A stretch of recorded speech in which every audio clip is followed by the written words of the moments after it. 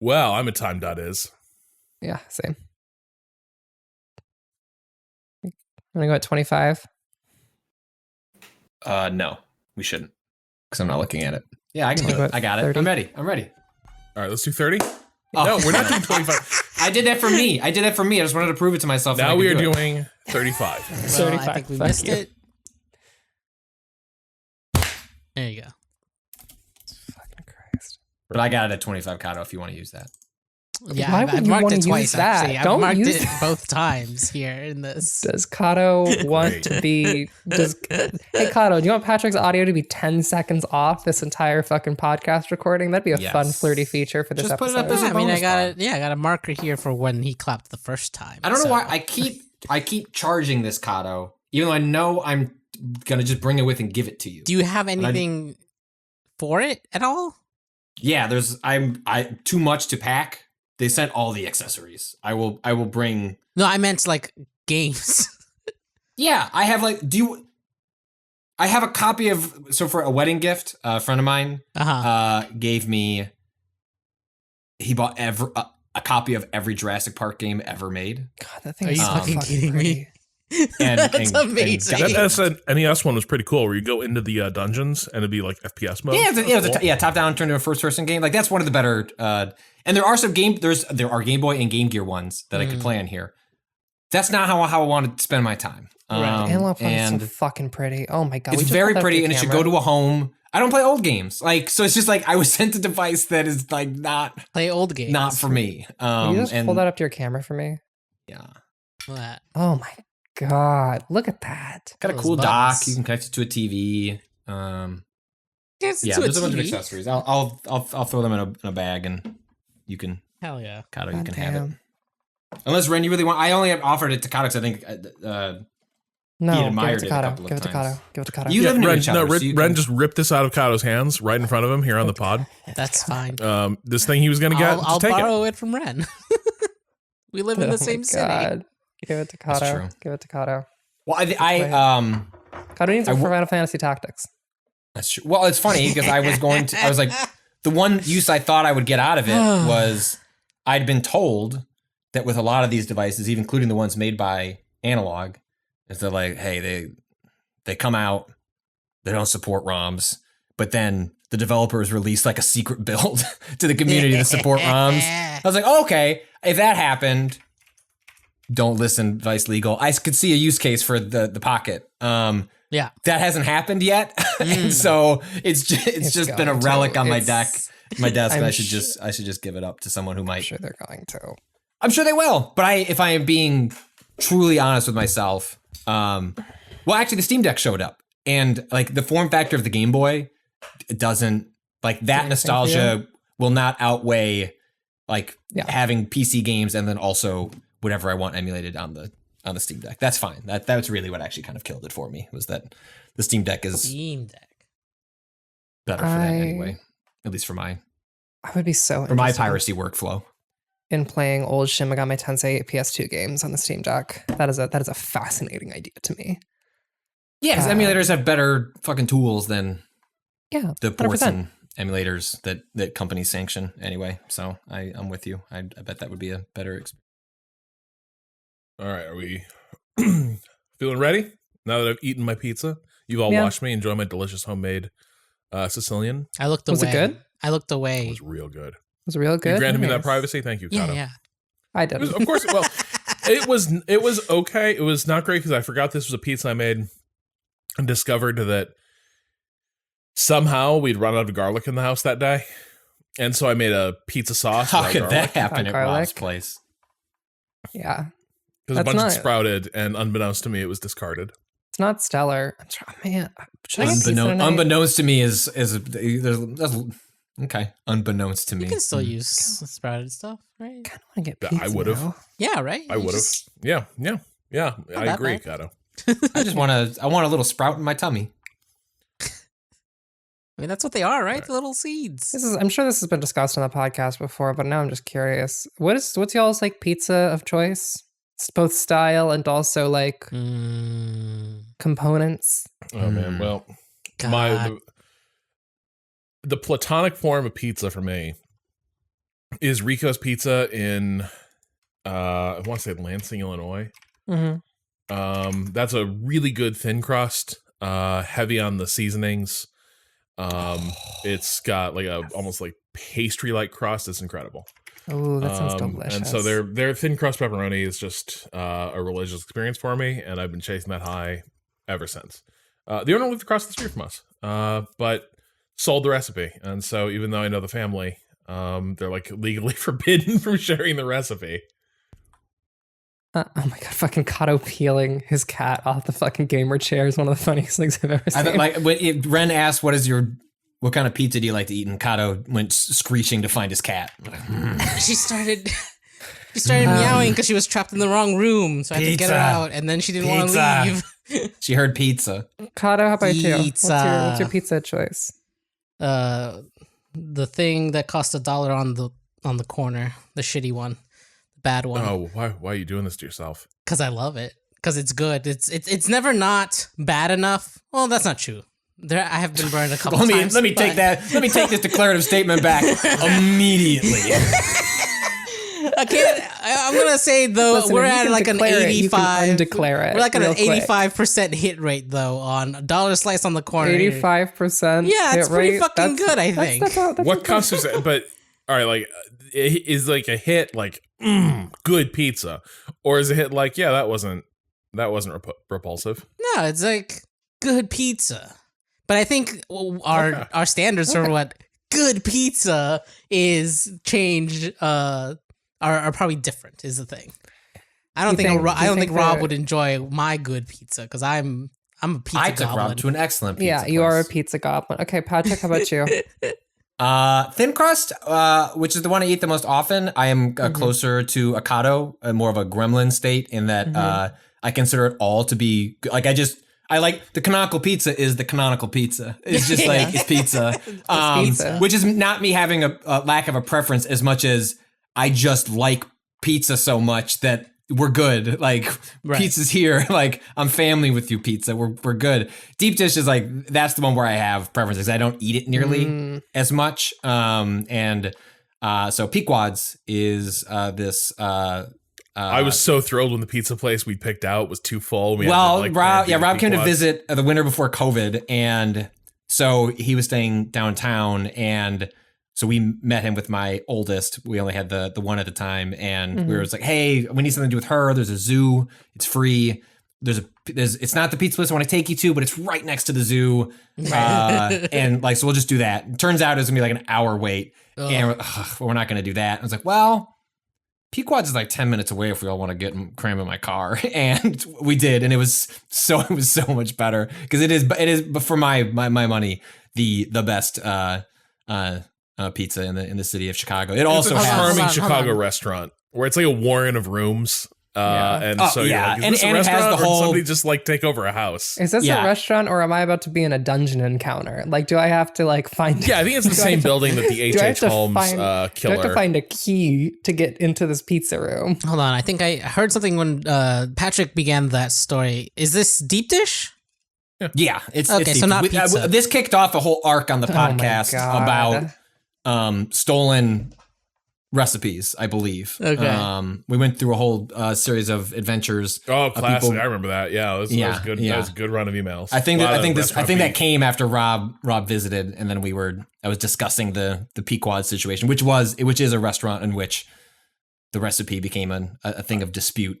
I will say it becomes such a like depending on where you grew up and like just whatever like was good pizza wherever you were at the time or like. You can develop such weird nostalgia for pizza that you now recognize is actually pretty fucking weird. Like on that same trip, MK and I were staying in downtown, and we went to Aurelio's Pizza, and I hadn't been to Aurelio's in like 12 years, maybe. And this was just a pretty standard pizza joint in Northwest Indiana, Chicago. But we're both sitting there being like, I could cry with happiness. This is amazing. It was sweet as hell. They do a weird thing where they put a ton of Parmesan on and then like somehow maybe broil the top so it creates, like Parmesan will get crisp. Yeah, I know exactly what you mean. They kind of do that to like finish the pizza. And it's kind of a weird touch, but like it's interesting and like creates a fun texture. And I'm like, it's like a crispy crunch and then like a cheesy stretch. Yeah. You got a little interesting. Yeah, you crunch through and then it's like the gooey, delicious pizza innards.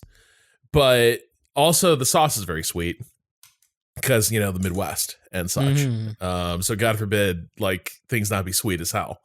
There's my version of that is this place called Garibaldi's, which has gone all but extinct except for one. It is just I understand grease can be part of the cooking process, but it is though they cook it and then go, what this thing needs is actually the spare grease that we have sitting around in the restaurant. Let's dump it on. And that's like the defining feature of the Garibaldi's pizza is that you're not so much eating it as much as the grease is just like lubing your mouth for it to like slide on down to your stomach. And it is far and away. It had part of it like defined itself because like if you went to high school and then got either you were young enough and had an older friend that had a car so you could get off your school campus for that lunch period to get stuff that wasn't right around you or in the lunchroom. This place was like just close enough we could go. They had the deal that everyone could afford. It was like 2 slices and a Coke for $6 or whatever 20 years ago. And I eat there once probably every 5 years to remind myself it's not good, but it makes me feel so good to eat it once every 5 years. And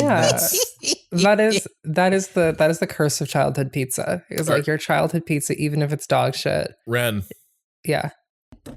We've shown. Now it's time to We've tell. been vulnerable. I grew up in rural motherfucking Ohio. You think I've had access to good pizza? I will tell you about. No, the but pizza. I think you thought there was good pizza nearby that you enjoyed. I did you not. thought you had something in your life. Let me be real fucking resembled clear. pizza. Also, I grew up in fucking Florida. My dollar slice. There is no dollar slice, which is why I have to say the dollar slice, just a specific type of thing. There were a few places. There was actually a place at the mall where you could get a dollar slice. Like the local dog shit mall, not like the good mall in one town over. 2 or 3 malls. Yeah, there's the mall in my small tiny ass hometown of 20,000 people, and then there's the mall that actually has things that people go to in the other city over, which is in Canton. And so the mall in Canton, fine. The mall in Alliance, fucking dog shit, awful, hell place, fucking the worst thing on earth. But they did have Napoli's, and Napoli's did a traditional New York style thin crust, big ass slices, buy by the slice pizza. That was actually pretty good. Pretty salty, not salt. You know what I mean when I say salty, not actively salty, but pretty it was a strong pizza, pretty greasy, but it was good. It was really good for mall pizza. But they shut down. The other hometown pizza that I ate a lot, that actually opened relatively recently, was also a New York style pizza place that had I was the only one in my family who liked it. Everyone else fucking hated it, because I'm gonna send you a picture of this pizza. The pizza that my stepfather loved, and I fucking hate, is from this place called Giannino's. And I mean, it's fine. It's these are all way better than. Let me see if I can find a good picture. Oh, you're trying to find a real depiction of these pizzas and not their bullshit photoshopped. So see, Ren had an answer to this that was not a big chain for the childhood pizza question of what is that childhood slice because in Florida we had Jack All. There was a Sbarro's in the mall, and Pizza Hut. I feel like Sbarro's is that for a lot of people. This I had is to a at the local mall. chain. This is a semi-local chain. Yeah. Giannino's Pizza. If you look at their locations, they have a total of 1, 2, 3, 4, 5, 6, 7, 8, 9, 10. Got 50 locations, but they're all in Ohio. It is an Ohio-specific chain that are all actually Northeast. Holy shit. One sec. Let me show you the fucking market share of this goddamn pizza place. This is insane. This is fucking absolutely insane. It was all Pizza Hut at home until very, very late. Whoa. In my life. Wow, they're all over. You see this? What's funny about this is that one of the more popular pizza places in Illinois is just Gino's East, but it's it's to the west of this joint. Let me So be they real just clear. hypersaturated this region. This is Yeah. hyper saturating Northeast Ohio. Yeah. Like hyper saturated. We're talking multiple Giannino's locations per town. Like Akron, Ohio has 1, 2, 3. It seems like 4 Giannino's. Amazing. But I'm trying to get a photo of what their pizza looks like. It is this like very doughy. Come on, you fucking liar. There we go. That is the picture that I'm looking for. That is Giannino's to me. Ooh. Love it. I would eat it. That was pretty Yeah. good, honestly. I'm like, It's yeah. fine. It's That's some big dough. That's some like big those- dough. thick dough. I'm a little concerned about the problem bigness is- of the dough. Oh, you got some thick dough pizza. The thick dough is good. The Okay. problem is the cheese. Oh no. Yeah. Because I like the blistering there. I cheese- love the blistering. Yep. There's no stretchiness. There is absolutely there's no pull to it. There's no stretchiness. It is just fucking crunch. And like the blistering is good, except when it's all crunch. And at which point it's like kind of mid. It's also just like the greasiest pizza I've ever interacted with. It is the fastest way to make me very sick is eating a Giannino's pizza. Here's another good Giannino's JPEG. But my trash pizza, my garbage pizza, my like I need to eat this pizza to feel something pizza, you know? Mm-hmm. My family got Little Caesars a lot when I was Oh a my kid God. growing up. What was the one to go that they'd have like the $5 hot and ready. Hot and ready. that, and they would Hot have and those ready. at like a Target or a Walmart. Yeah. Like, it's not like people think, oh, you go to a Target or a Walmart. I guess it's more of a Walmart thing, or there'll be like a Subway or something like that. Right. Like this was not an actual like restaurant setup. It would just be like where the candy is and where the National Enquirer is. There's also some hot and ready pizzas. Well, for now you this to, is to insane. take Now and this go. is fucking insane to me. I have no idea what the fuck you're talking about, Patrick. This is demented. Yeah. I didn't know that this was a thing, but instead I just had like my family would just get like hot and ready's or like probably like once a week, maybe. It's cheap. And it's just like easy it's fine. garbage cardboard pizza. You know, it is the most cardboardy crust you've ever fucked with in your entire life. That shit can't is do it. unseasoned. It is but it's pizza. So, awful. I mean, it's We double would- the pizza. we would always but get it the does something to my brain that I cannot help but respect. when I go back to Florida, I will often get a Pizza Hut because we would always get the pan pizza, which is a very specific thing that I don't think actually exists outside of the Pizza Hut sphere anymore. Mhm. Like, do people do that? Like a pan pizzas and like It's like a- between a deep dish and a It's like not. No, it's I like know what you mean. It's just like it's doughy, but the type of dough is very airy. It's strange. it's a very doughy. it's thick it's crust. a very thick. It's thick, but it's not pizza. It's bread. It's like it's their breadstick dough. Actually, they use the Yes. same dough for their breadsticks and their Yep. crust. So it's like you're When eating you- a pizza Can't stand toppings on top of When you bite it, when you Oh, here- bite it, and I'm then gonna you show you- look here we at go. the pizza from the side, Yeah. you can see the ways in which your teeth have basically collapsed air bubbles Yep. in the crust. This Yep. is what you were describing. You were God, talking this- about the kind of like, you The know what I pan mean? pizza, The, like, yeah. fucking This photo, asymptote. I Oh, got what these the fuck photos from is a that? comparison of pan pizza to deep dish, and they picked the That's most the most horrifying. horrifying photo of a deep. I don't know what you're talking about, Patrick. ugliest That's fucking- what Is that deep like dish a is, and that's artichoke why and it's crab fucking dip horrible. deep dish pizza? This is the ugliest fucking pizza I've ever seen. I want to See, be pushed down the In stairs. my mind, when I think of deep dish, that's what it looks like, and that's why I don't think that's pizza. Kato, someday come out. I'll give you the Pequod's experience. Got some good beer. We'll go to a zoo. You know, like I'll give you the Rob. You can meet my We'll go kid. to She's a older. She's a zoo. little sassier now. Like Great. you can have the whole tour. This But looks like that's two I know that's what pizzas people on. think. That's what people think deep dish is. It looks not like saying it two doesn't pizzas exist. So stuck on fucking top of funny. each But other. that is not really. That looks like someone threw up and put it in the oven. What's can't wild? It's wait like it. to eat There's pizza the after the layer of podcast. cheese is so thick that I thought it was a crust at first on top. Okay. It looks like there's a bottom crust and a top crust on this thing almost. I'm gonna delete this photo. I need y'all to understand this is I don't not want to look at it anymore. the most flattering picture. Mm-hmm. Uh huh. Like the lighting is not great, Uh-huh. but Okay. I think given that You understand where I'm coming from here. Sure. Oh, look at that grease. Oh, That yellow is Now there are a lot. little. Yeah, so it's like it's definitely the temperature's too cool on this. That's boat. called my mouth. You got to paper towel this pizza off before you eat it. Yeah. Otherwise, this Yeah. is fucking delicious looking. Well, so it's a little greasier than I think normal. Usually, a bit of an odd pizza actually. Usually, there's a lot more rosemary on it as well. But yeah, so this is kind of what I grew up on, and that to me, like, I've been chasing that. And the closest I've come is so this is where I've really fucked myself. Mhm. I can make pizza better than any place in Boston except for Pinocchio's in Goddamn. Cambridge. Wow. Rob really Wow. fucking out here with the I can make It's pizza not. better than any No, place it in is Boston. not. That is not a bold statement. That it's is not hard. Like this, Not that I can back this. Like our family got on the like Friday. We ordered pizza, and then it became like the one. Like I was like, what if we do? Okay, making the dough. Maybe Rob does it. Maybe he doesn't. But you can just buy dough for like a couple dollars. I think Rob makes his dough. Let's be Yeah, honest. but what I'm saying is you don't even have to do that. If you just buy your own dough, like at a grocery store, it's a couple of dollars.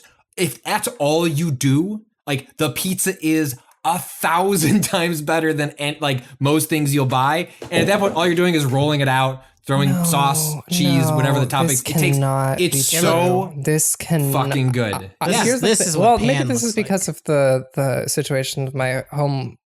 I've had people do this. And every time it was a fucking massive L. Every it single doesn't time I've seen a I think person they're try to bad make at a it because homemade it pizza. seems very hard to it's been screw up. Fucking mid at best. You just got to get a good pizza stone. Then you're all set. So Get a fucking rock to put in your oven. It makes it better, but yes, the bottom side of the pizza does cook better with that, but it's not required, I don't think. I would say, Patrick, this is just about as easy as buying your own dough from the store. All right, so this is Okay. this is a beautiful Sicilian pizza with pepperoni and yeah. spicy So this is tomato basically sauce. a reverse engineered Prince Street pizza recipe. Ooh. Mhm. Okay. Which is probably my favorite pizzeria in New York, though people did point out it radiates Blue Lives Matter energy, which is pretty true. It's like photos. It's like photos of like it's photos of politicians, old New York celebrities, and like cops at that place. Photos. Oh my fucking god! Yeah, It's they're in looking at Nolita. this wall. Oh my god. There's Chris Carter. There is that Richard Nixon? Look, I'm not shocked this recipe includes making the dough and making the sauce. We skipped those steps. but that's the pizza, Patrick. You'll love it. That is the pizza. I'm not. You'll love I it. bet it's awesome. I'm just saying you don't have to go all you the don't. way to 120% to have far superior than like around the corner pizza. Yeah. Even as Well, I right, still and that's say, and I that's love the around thing. the Like corner pizza. it's like This looks it's so fucking if I lived in New good. York, I would almost never make pizza because I would just be like, I'm gonna pick the. yeah. I'm in the suburbs. Like part of Yeah. this is like I did a thing when I lived in San Francisco. We eventually found a deep dish place that we thought was pretty good. But then it like dawned upon me the second time I ate it, was like, no, I've just forgotten. Like, I don't know what good is anymore. This is just the closest thing I can get to like igniting these synapses in my brain. And that's the thing, is that's actually one of the problems I have living in New York, is that this is a grim admittance I'm about to do. Mm. It has been a very long time since I cooked. Like a really Since you've gotten to New York, you mean? really long time since I cooked. Yeah, I'll be honest. It's it can be a problem. Wait, It's- is this a pretty comprehensive definition of cooking? We're like scrambling some eggs. Yeah, dog. This is a Okay. pretty comprehensive definition of cooking. I mean, when the corner Okay. stores got you like the fucking egg and look. egg and cheese sandwiches in the morning ready My- to go. it's my also wife worth and I had this noting- conversation. What do you need? It's also worth noting that I eat less than a normal person because my brain is sick. That is also like worth noting here, that I do forget to eat very frequently. And so cooking is like, I forget to eat until I'm so hungry that I'm like, I'm gonna die. At which point it's like, I gotta order food or I'm Is gonna it fucking pass out of away. curiosity? Is it because is it like the conditions that suppress the appetite, or is it the medications that suppress the appetite? It's mostly ADHD causing me to not realize that I'm hungry, and also not really caring. And also, like this is a little fun fact about old Renata. The fastest way to overstimulate me and cause me to dissociate, put me in a grocery store, put me in a grocery or department store, and you will see my eyes unfocus. The speed at which my brain shuts down like you've put a fucking curtain on top of it. The moment I enter a store with multiple aisles, we're gone. She's gone. She's passed away. Someone remember her. She can't remember who she is. She's just evaporated. Yep. You can't enter a grocery store without a very specific list, or I will not leave the grocery store for 3 hours. I mean, sometimes you just need. Sometimes the place to get the beer is just around the corner. Yeah, but also like this was after MK had a car accident. There were like weird little like lingering symptoms from the concussion, and one of them was like one day she walked into the grocery store, got a call 10 minutes later, and she's like, "You need to come pick me up from the grocery store." Yeah, like, no, I that can't. is. She's like, "I'm sitting in the car and I can't go into the grocery store. So could you come here and take me home?" And I was like, "Yep, here I come." One of my friends, like in rural Ohio, the default like activity that people like to do. Oh, did you hang out at like the Meijer? Would just be go to a Walmart. For example, people just motherfuckers go to a Walmart. It's big, and security guards can't track you the entire time. Nothing would cause me more motherfucking distress than when people were like, "Let's all go to Walmart," and be like, "Let's all go hang out at Walmart." And I get in the fucking car and I walk in through the doors. I think the specific thing with Walmart is nothing casts a shadow in Walmart. Think about the lighting ray on the ceilings. Not a single object in that building. Oh, I love the horror movie aspect of it. It's so flat. And because nothing casts a shadow, nothing feels real.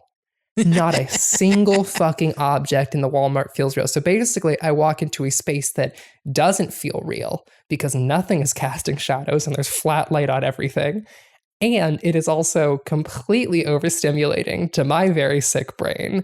And basically, I would just be like eyes unfocused, walking forward and desperately asking people not to get on scooters in the Walmart as I'm just like being like, please don't make a scene. Please don't make a scene. Please don't make a scene. Were we hanging out somehow? Because this is very much what my friends love to hang out in the fucking lawn furniture section of Meijer's grocery. Yes. Yeah. And it was weird because it's like we could just hang out in somebody's backyard, but no. It's so much funnier to do it in the store. See, Florida, until you can drive, Florida is so spread out that none of this.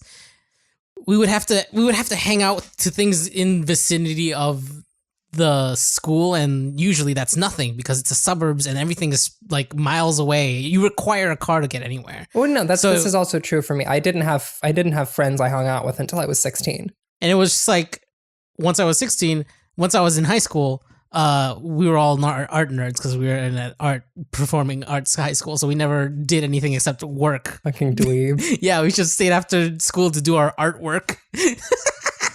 So it's always very funny to see like media of what high school is, because that is not the experience I had at all. It's like a different fucking alien universe of like people do what in high school. Yeah, and the drugs part actually was kind of worse because art, but everything else was totally different. That was the default activity was basically, I mean, the other thing is I was like president of a robotics team. And so that's most of what I did after high school, was doing like tech crew on theater programs. And, what's that? Rob, you lit up when I said I did tech crew. Did things just click into place for you? Yeah, some things clicked into place. Some things clicked into place. Like a keycap settling on a switch. Settling on a switch. Oh. Listen, I'm not a theater kid. I refuse to carry that fucking banner. I would rather get Zapruder filmed than than carry the banner of a theater kid. However, I will say that I did work on tech crew, which is to say that I was a person in the theater program who desperately wanted everyone to be 99.99% more chill. Yeah. Yep. Well, we should probably record a podcast. 本当？見えないでしょ？どこにいるのかな？見えないよ。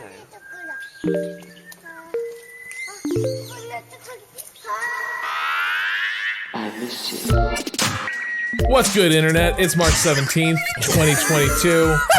And it's March 18th, 2022, and you are listening to Waypoint Radio episode 468. I'm your host, Rob Zachney, and I'm joined today on Overshare Theater by Patrick Klepek. I'm still thinking about that pizza, though. That's why we call it Overshare Theater, Patrick. We did nobody needed to see that, but you're like, I I'm gonna drop this in deleted the it. chat. It's not in the group chat. You put it on Twitter. You put it on Twitter. Yeah, You got I did. to tweet. Oh, I had to move it. I took it from my brain here and then put it to the thing that scrolls away. beautiful. Key grip and lighting coordinator, Renata Price. I didn't know who Overshare Theater was a read on, and I'm glad to hear that it was everybody. Yeah. I'm glad to hear that it was all of us. Kind of just a broadside against the Waypoint Radio crew. And our producer, druggies in art school make me feel weird, Ricardo Contreras. No, not weird. I'm just saying they're this. It's No. Kato said what he said. He said that people who do drugs that I don't do make me uncomfortable, and I'm afraid of them. My name's Kato, and I think classism is cool. No, I said that the only thing that carried over between regular high school and art school is drugs, is that we had more of them. Ricardo, addiction is a choice control. Wow. Well, thanks everyone for tuning into Waypoint Radio. Send all your questions to Mandatory minimums Contreras. Check it in. I think it should be fine. they should be And by fined. fine, he means straight edge. No. Kato I thinks, think Kato you should thinks be that poor fined people for should be using fined drugs. for using drugs. Not- That way, only rich people can do drugs without consequences. You know what's really cool and transgressive? Sobriety. So, let me tell you what we've been up to lately. We were talking about pizzas. I don't know if you're going to hear all that. We were talking about having hold little on. freakouts at the grocery store. Do we need to cut any of that? Nope. You will So hear before we get most of the into what we pizza, all been though. playing, let me say about the game I've been playing. Mhm. A little game called Pimp My Keyboard. Mind you, there are sites. I think there's a site called Pimp My Keyboard. There's I'm a currently site on called it Pimp trying My to find Keyboard. keycaps. Yeah. Because we had a really good idea for a segment on our stream at the end of the month. Next weekend, in fact. Friday and Saturday. We are doing a little... Dates. The 25th and 26th of March. Which is Friday and Saturday. I'm just saying, Rob, sometimes- just a deer in the headlights. Just I was asked this yesterday. I was like, how have I already forgotten? Rob just looked like he walked into a grocery store. one aisle is 25, one aisle is 26. What if I Rob take walked these? into a grocery store and fucking boop, gone. So, during that stream, we're going to be playing video games. We're going to be testing our stream all of Friday, making sure it's good. We're going to finally play Kato's neglected and unwanted and unwisely purchased copy of the Bloodborne board game. I've we're played finally it break the before. seal I've opened it on and I keep that. saying, oh my god. We hear that Inscription has gotten a patch. Finally, Inscription will be good now. Love Inscription. Can't wait for Casey's mod. Gonna play all day, and by all day I mean a sensible, like maybe 90-minute, 2-hour segment with Natalie and or some rotation of the crew. But we also had the idea. Wouldn't it be fun? Wouldn't it be fun? And wouldn't it be funny if Renata and Rob built a custom keyboard? Mhm. Get Rob key-pilled. Get Rob Keebchat. And also, That part already happened. So like mission accomplished. Like you're saying the mission of this was to build a keyboard. I don't know if that was ever the mission. I think the mission's been accomplished and the keyboard maybe comes out of it. how are we doing, Ren? How are we doing on this project? So we've done the very successful. We've been successful in picking out parts for a theoretical keyboard that would look and feel fucking phenomenal. It would look, feel, and sound absolutely sublime. Mm-hmm. Love it. It would be incredible.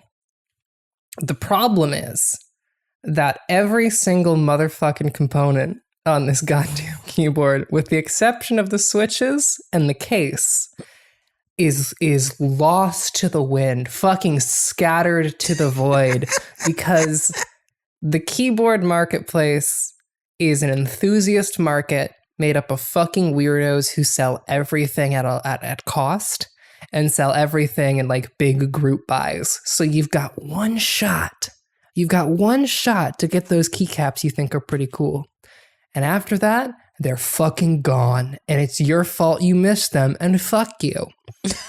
Is kind of the attitude the community has. And maybe you could go on Reddit and buy them secondhand. But probably not.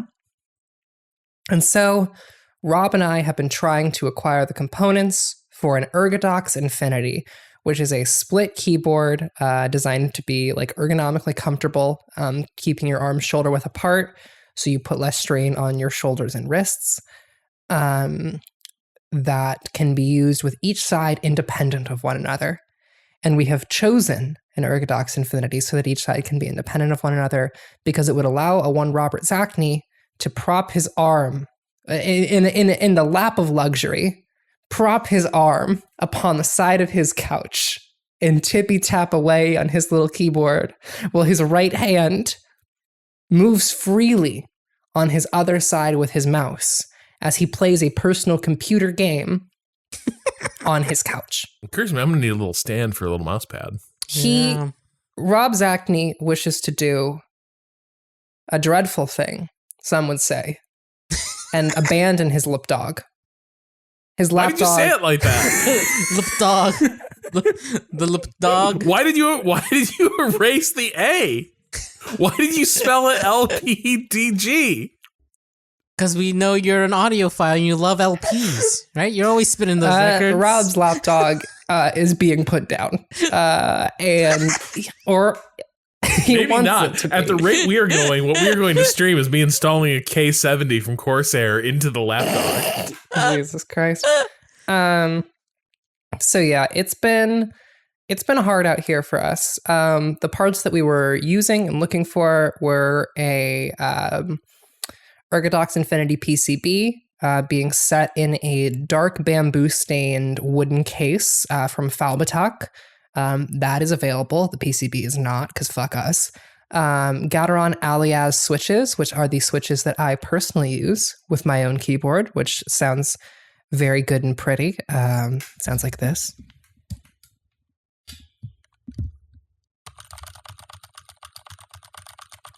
It never gets old. Delightful.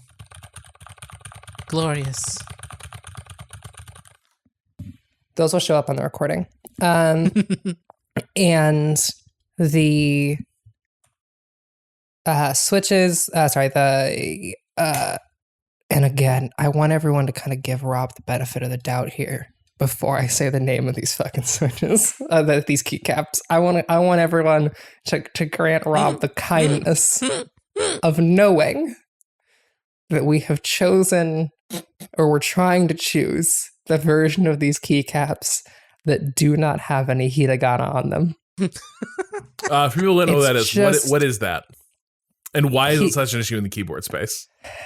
Hiragana is basically like, it's a form of like Japanese script used for like identifying, like it's a syllabic script that you use to basically put together the components of like various words. It's like an alternate writing system that's like often used when kids are still learning how to read kanji. And it's like very like beginner friendly. And it's also like, if you are typing in Japanese, generally you use hiragana to like assemble the pieces of a particular kanji, and then you select the given kanji from the combination of hiragana that you've used. Totally normal and reasonable thing. Hiragana keyboards, shout out. The problem is that the keyboard community has a real Weeboard Orientalist. community, I think, is maybe the way to put it. Has a real Orientalist bent where you will find a disproportionate number of keycap But sets Ren, wait. with both alphanumeric, like Latin alphanumeric, like characters, and also Hiragana on the same keycap.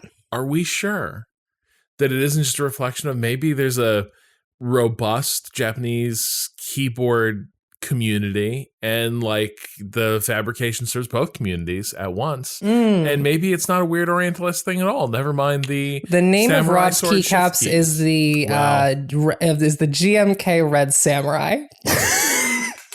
Is the name of that particular keycap set, and this is not a read on Rob. I'd like to step in Rob's defense for just one moment and say that the wine and graphite and gold color combination of the GMK Red Samurai is gorgeous.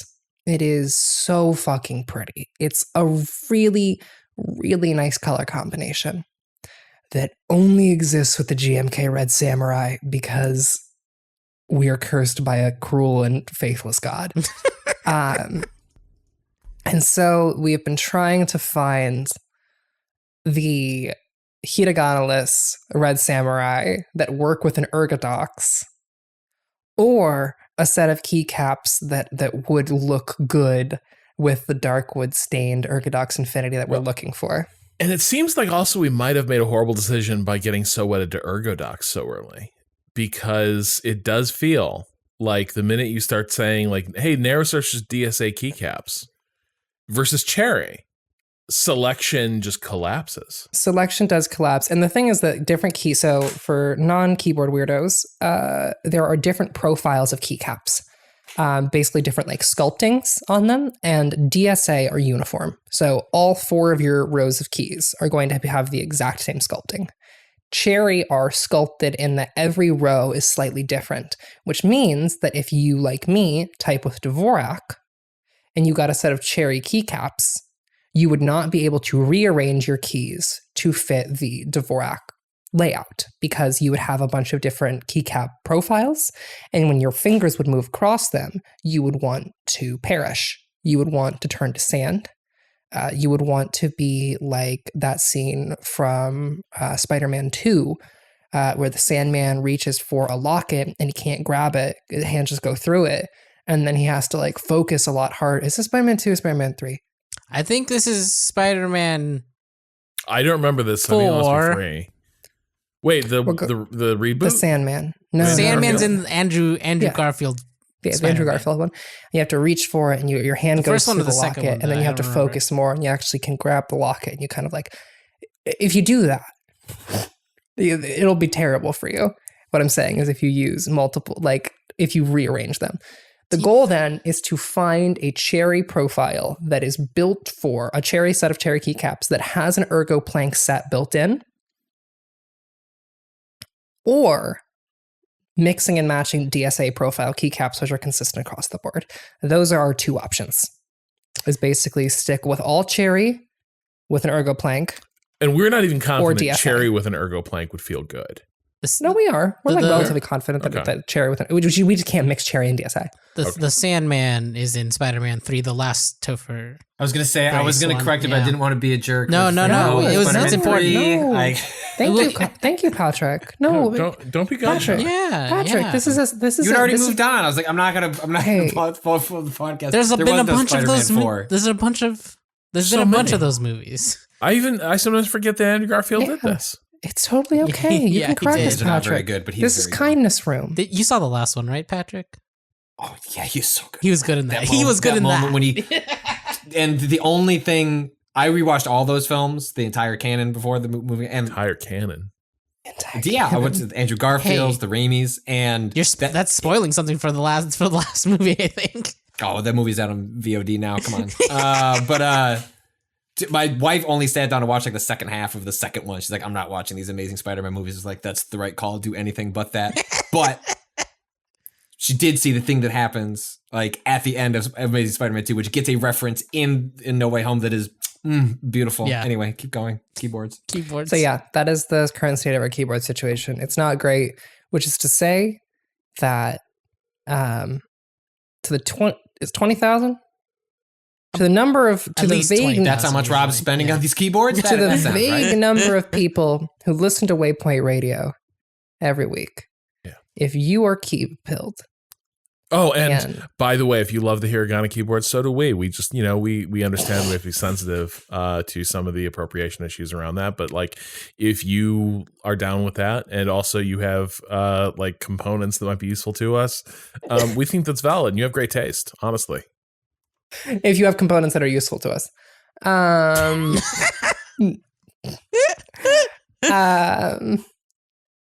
Otherwise, cancel. If you have a lead on an Ergodox Infinity PCB, a set of mass drop Red Sun, Red Samurai Ergo Plank set, or a really good wine red, burgundy, or graphite set of cherry profile or DSA keycaps that we can get. So the soonest anyone could respond to this is like 3 p.m. Eastern on Friday. I know. We will pay for rapid shipping. I will pay for rapid shipping. We will get these. And you know what? You will know in your heart of hearts that you not only helped a poor Robert Zachney struggling in the cold. Every night, Robert Zachney is standing out in the cold. Poor is the word I'm using for this. No, I am. A poor Robert Zachney every night standing in the cold on the street, wrapping a blanket around himself, yelling, "Hello, sir. Can I please get a spot of keycaps?" And people, Sorry, he's yelling this. I have trouble taking a coin. My fingers are curled from the lapdog. I've used these many years. And he's shouting this at passing cars. Oh, fuck. And they're driving by. Oh no, one of the cars, it hit a puddle. It splashed water on Rob. Oh, look at how the wind chills his bones. Oh, my foot. The trench foot is coming back. We're only in mid-March. Christ. Sometimes it still snows in mid-March. Rob is standing out there in the cold. Not the sleet. And you could help him. And you could also watch him have to lube these fucking switches on Saturday's stream as penance for your kindness. Robert Zachney will not only pay you for these components, but he will also lube these switches in penance as an act of public charity. Yes. So please help us in these trying times, Waypoint listeners. So that's what I've been up to. What have y'all been up to? Wait, I wonder. We live in New York. Is there not a single place that does bespoke? No. I feel like this must exist. Everything exists. In the New York of our dreams, like in you'd have cool to like New York. If the spirit of New York in the 70s still existed, the minute the keyboard subculture sprang into being, there would have been a 24/7 like keyboard shop.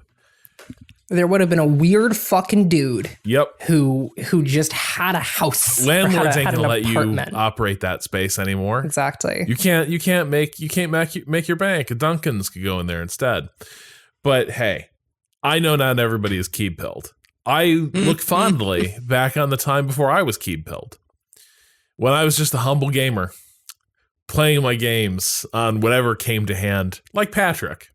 Patrick, what have you been playing lately? Because we're not allowed to talk about Elden Ring, but you kicked the habit.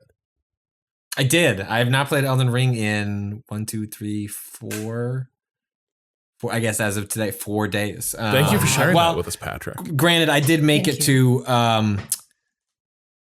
some sort of dungeon in that game where there were what I can only describe as spider fingers on the ceiling, and said, maybe I don't need to play this game anymore. Spider fingers?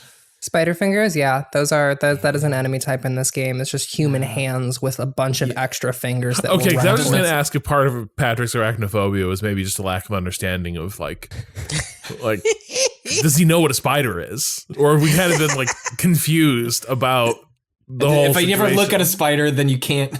Then I can't visually process it. No, yeah, there's we did a stream of it the same morning that we're recording this. That's up on our Twitch channel. It'll be up on youtube.com/waypointvice soon enough, of Tunic, which is a game that I think, don't know. Kato, did we stream that when Austin and I did those demos? Was Tunic one of those that we did? I can't remember. Was it?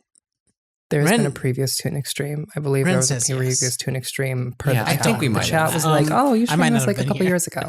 Yeah, we did that sometime last year with Austin. I will say I don't think that demo fully conveyed the what is interesting about that game. Tunic is an action adventure game in which you play as a cute little fox that wakes up on an island-esque sort of environment. You are given no guidance on why you're there, what you are to do. But if you hit left bumper on your controller, sure seems there's like 3 icons you need to fill to achieve a task. And you just sort of step foot forward and have to figure out what you do next. It's a game that is really about mystery, about poking and prodding the environment that you're in, about trying to grasp at the limited information that is presented to you and making guesses at what you should do with that information. I guess what I mean by that is that like the first signpost you come across in a game, and this game is like heavily inspired by Zelda 1 specifically. You come across like a signpost that's like, oh, I'll interact with this, and this will certainly tell me what's in front of me or a place to go. And it is in front of a door, except that when you interact with it, it is presented in a language that you cannot decipher.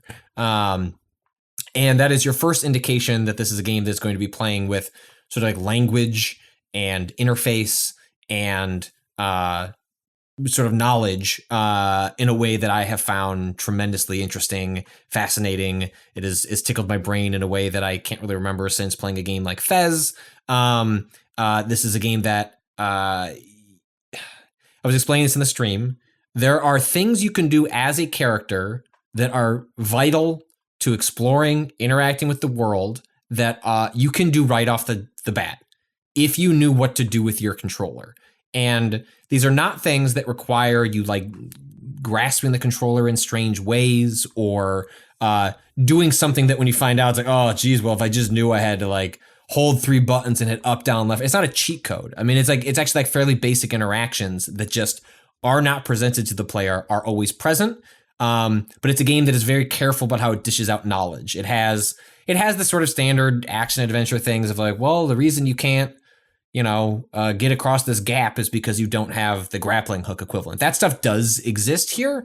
But the most interesting things that are happening in Tunic are, I don't like a very basic spoiler is, I don't understand how to run. And it's not, you don't run in this game by holding a run button. You run in this game by rolling and then holding the roll button, and then your character goes off on a sprint. And you discover this because scattered throughout Tunic are little pages from a instruction manual that seem to be describing at least a version of the game you are playing. The world in it you are in is slightly different than the world that seems to be presented on these instruction manual pages, but there's enough information there that it's applicable to what you're doing as the player. And so you'll pick up a scrap of this book that says, hey, if you hold A after rolling, you can start running. Or look at the and to be clear, that it's in the Tunic language. It's in that language you can't read. We're not sure whether it's a cipher or a different language, but the way that Andrew Scholdice, the design, like one of the designers of the main developer on the game, he worked with the team as the game was in development, but a lot of this was done by one person. Ren asked in the chat when we were streaming, because Andrew was in the chat, was like, what's, is this like Fez, in which Fez also has a language that is indecipherable at the start, but there are ciphers to help you pick it apart. Is this like a language that has like its own grammar and like its own like broader structure? And Andrew's response was basically, I don't know what you're talking about. You do that to me in an interview, and not that we're goofing on a stream, but if you do that to me in an interview and you answer that way, I'm coming across that table. Wow. And doing what? Don't cross Rob's acting. But what I was trying to say is that those pages, most of the text is this language that you can't read, and then the way it still communicates the things it wants to communicate is through these very cute diagrams that are still clear without the accompanying text, and some diagrams that are a little less clear, but that's part of the fun of the mystery. It's like, what does that mean exactly? What is that trying to tell me? Even though I can't read what the little hint that it's giving me in the hint. Yeah, bubble. it's like you basically, a lot of this game wants you to experiment. Yeah. Like to a degree that, when you pick up an item, when you like, either like it is dropped by an enemy or you buy one, you don't know what it does. There is an item description. You just can't read it. And so the first hour of this game, I'm collecting like 5 or 6 items. I'm doing my normal like Resident Evil survival horror thing of like, well, I'll just keep collecting these items till I know what to do with them, because then I want to make sure that I deploy them, expertly in the right situation. And it just became clear at a certain point, that like if there is a cipher, if there is a linguistic explanation later on, right now the game is clearly communicating that you should just use the item and see what it does. And so you just basically, I remember again, this is a minor spoiler, but there's a like a blue jar that I was convinced was just I did this MP. too. Well, this is different. This is different than or I guess you saw me use the fruit. But No, there's a blue jar. I did this too. I did this exact there's thing, which is where I was like, yeah. So there's a blue jar, and I was convinced that, I'm sure I get magic at some point in this game. Like if this is one of these games, I'm gonna get a wand. This is related to MP. They hinted in the page, one of the first pages. Yeah, you see different equipment that you're gonna get later, and so I'm like, oh, well, I'm not gonna use this. This is just an item that was seeded to me early. I'll deal with it later. And then I got like 5 of them, and I was like, why is the game giving me 5 of these? Okay, let's find out if it's MP. And maybe it won't even let me use it because I don't even have an MP bar right now. So I was in front of a selection of enemies, and then like I equip it, and then I hit the button, and I roll this thing like a grenade right in front of me. It explodes. Turns out it's an ice bomb. Yeah. I have frozen myself and the enemy. An achievement pops. It's like, great job, you froze yourself. And I'm sitting there waiting to unfreeze alongside with this big bogoblin like looking motherfucker, so we could get back to our fight. Here's the difference between you and me, Patrick. Yeah. First one I got of those, I was like, what does that do? Immediately, I found it in a wall. There was like a wall. There's a little like crevice I could get into with just enough space for me and the chest. I open the chest. I get one of these fuckers. I'm like, what's that? Immediately equip it and use it. It bounces off the wall 3 times before hitting me in the face, exploding and freezing me immediately. Like, that's really good. And I think frankly that's probably the more intended way for you to figure it out than for me, but it still arrives at the same conclusion, which just is, look, like, don't just use the thing and find out what it does. And it extremely links to like Rogue.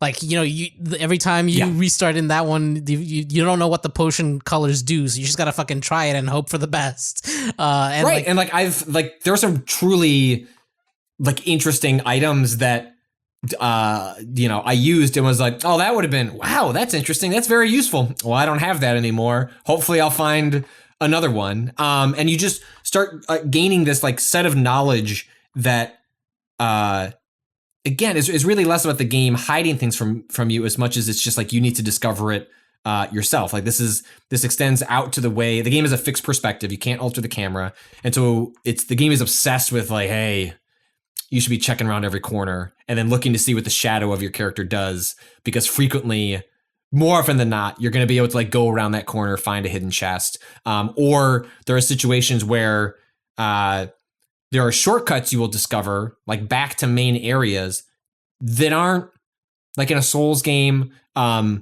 Like you'll finish a big area, loop your way back around, kick a ladder down, and like, aha, like the shortcut is there, so I can go between these 2 spaces. And that stuff does exist here, but frequently it is actually more along the lines of, well, actually, you just didn't know that like there was a road around this architecture, and now that you know that's there, you can access it and get really fast between 2 places. But you could have done that from the start, and you may stumble into it. And like I think the game is okay with.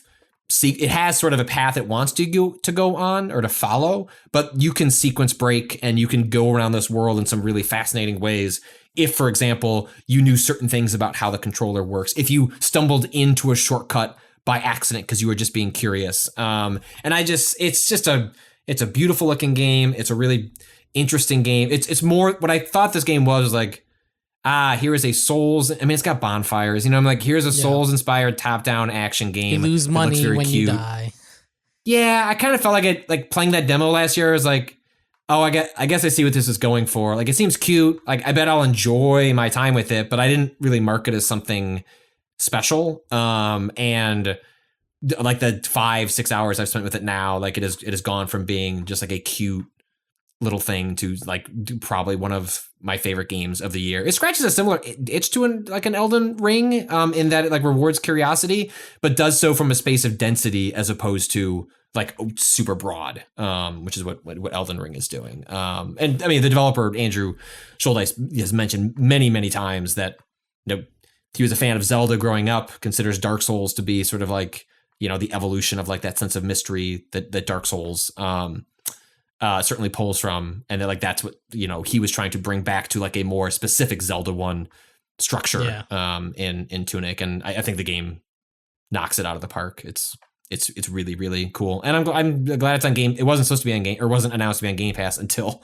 the day it was supposed to come out, and then that was kind of a shadow drop / shadow contract drop, I guess. But I'm glad more people will be able to give it a shot. And it has some really challenging combat, especially in the first couple of hours until you start getting a bunch of health upgrades, stat upgrades. The game doesn't even explain upfront how to upgrade your character, which is beautiful. I mean, you'll piece it together, but like, it's very cool how even just the most basic things like, how do I upgrade the stats of my character, are a little bit of a wall that you have to climb over. But if you find the combat to be too overwhelming, the game has just what it calls like a no-fail mode. It just turns off dying and damage, and so you can just whack your sword around. Because some of the boss fights in this are pretty intense and challenging. And you'll have to deploy a lot of kind of thought and nuance to getting through them. And if you just want to explore the cute world and solve the puzzles, the game has a mode that basically lets you do that. So Tunic, extremely, extremely good. We should probably take a break because I don't know where in this podcast we are. And that'll allow me a chance to get some water and also take that beer I put on ice before the show. Take it out of the fridge. Maybe have a nice frosty mug. Ooh. What are you going to get? What are you opening? Oh, it's Rob having a little Patrick's sippy. favorite. Stout. Which is what? It's a little Gunner's Daughter Stout. Oh, yeah. I can be persuaded into a stout on like a St. Patrick's Day. Remember what a stout is? What? Dark. Remind me what a stout is. It's just Dark like beer. It's like a dark beer. Okay, We'll have to. We can get more in detail.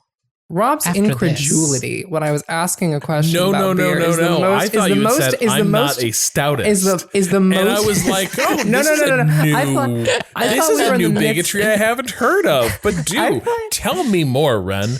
Tell me more what you have against. I thought we were having a Among mansplain Us. moment here with Rob's acne telling a woman that she should know more about beer. Moment. Oh my god. Every time Rob's acne, every time a woman says something about beer around Rob, he's like, no, let me correct you. Okay, yeah, I like a good dark beer. Personally, if I'm going to like a beer garden, like a beer hall or something, right? Then I will have I'll have a nice stout there, like a nice darker beer. But generally, if I'm like just going to a place, I'll probably usually get like a paler beer. Generally, We're gonna go back to that place, Rob. We got those big mugs. Radagast? Hell yeah. Yeah, that's where I just took a friend of mine. Radagast. Radagast it's good. Great place. Yeah. And that's where I had my last very stout. airy, which matters to me in these COVID times. Yeah, that's why we went. That's why we went there. Love the fresh air and space between us. All right, be right back.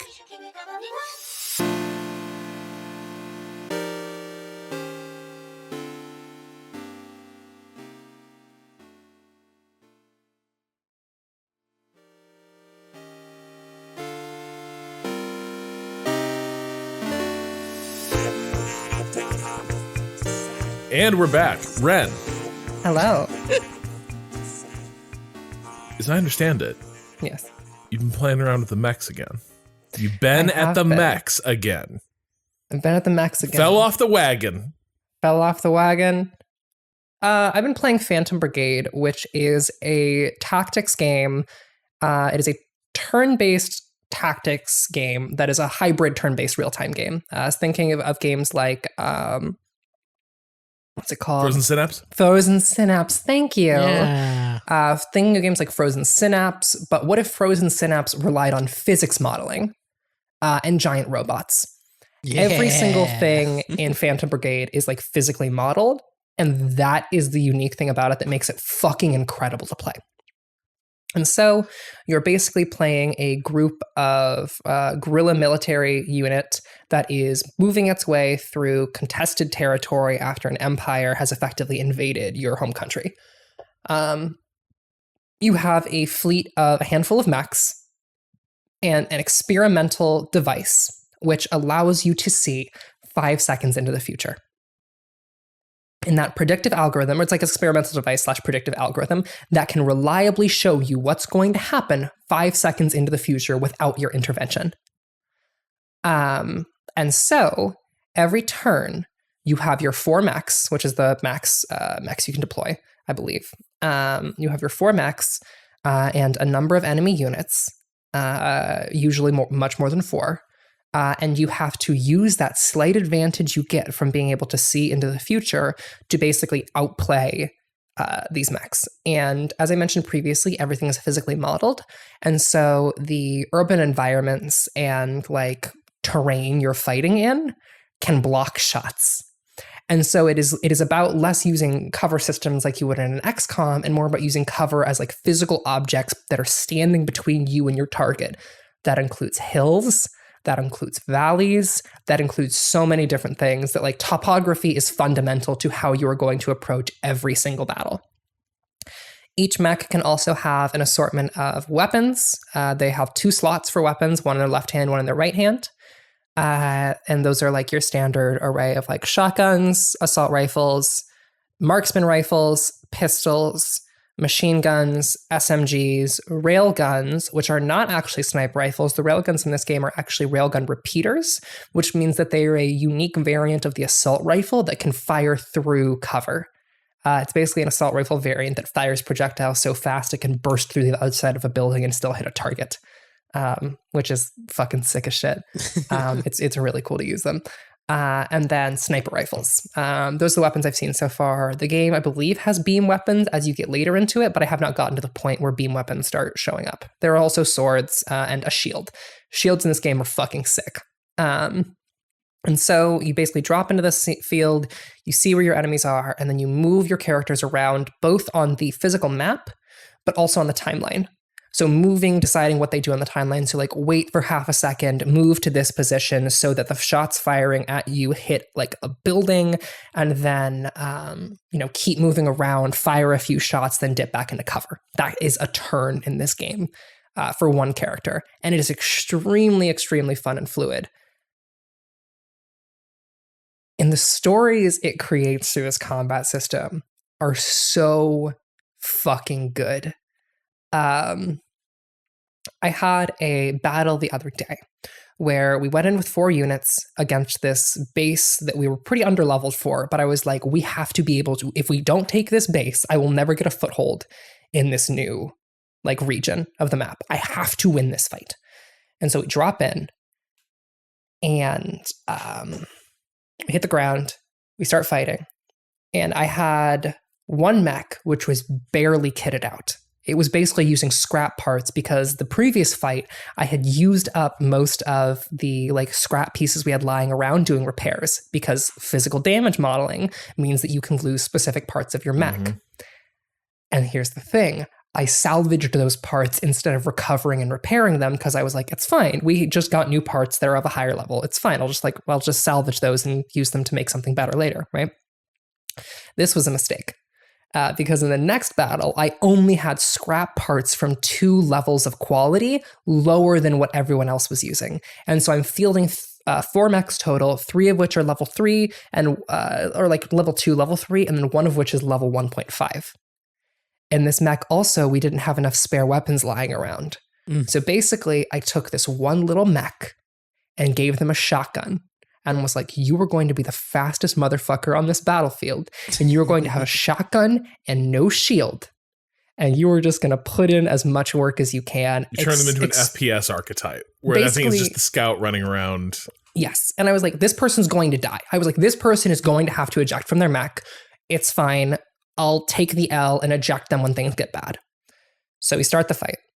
I have 2 units with shields and then 1 basically marksman with a assault rifle and pistol who has this really great assault rifle that does incredible per shot damage and is very, very accurate.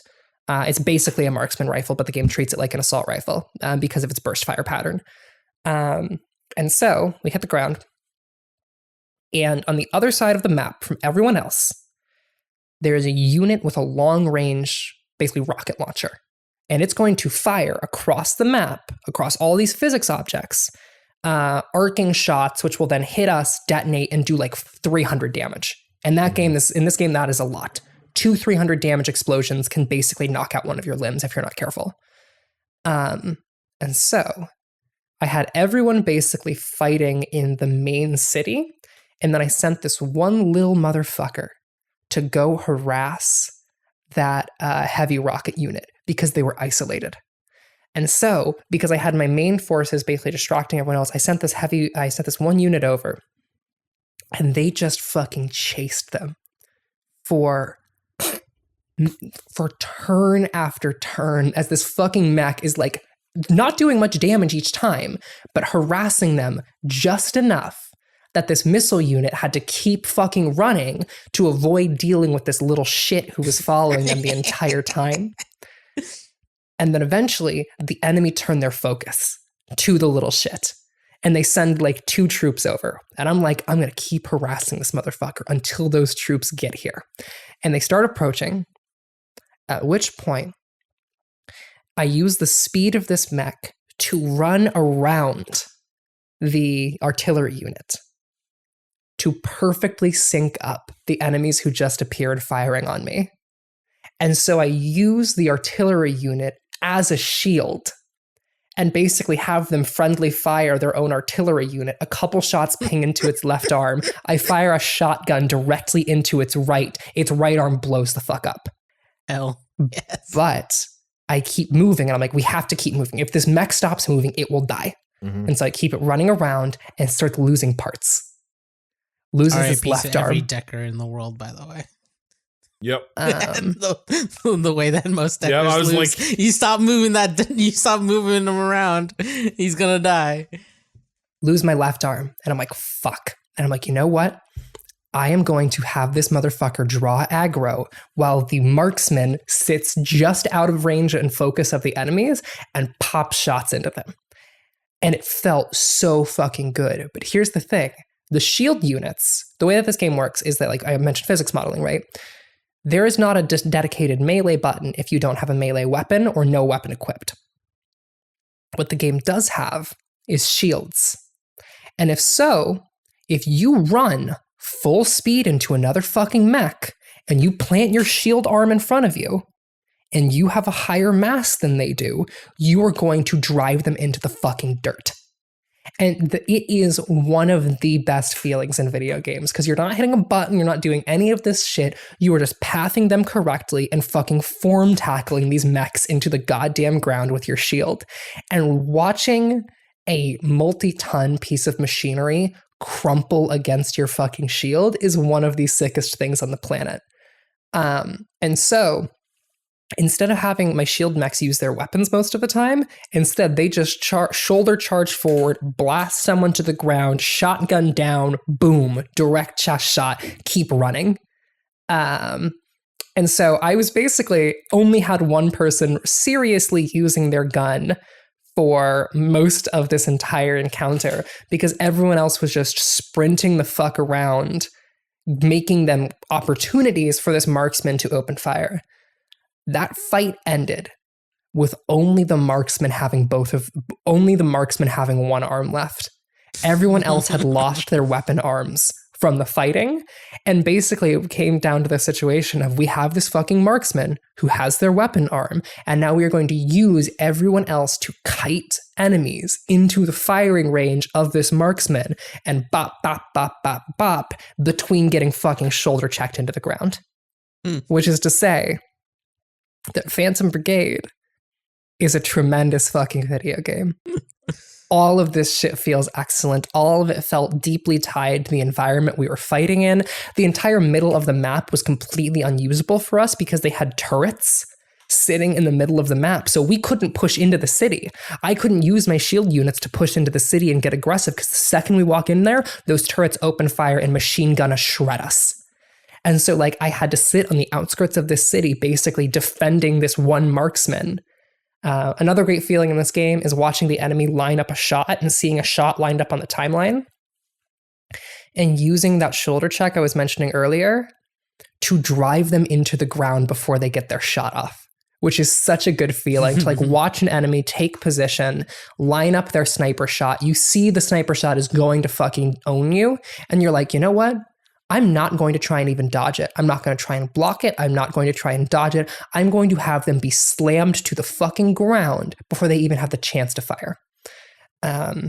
That's that sicko's mech shit. Just like so sick. Running at your enemy instead of dodging out of the way. That's so good.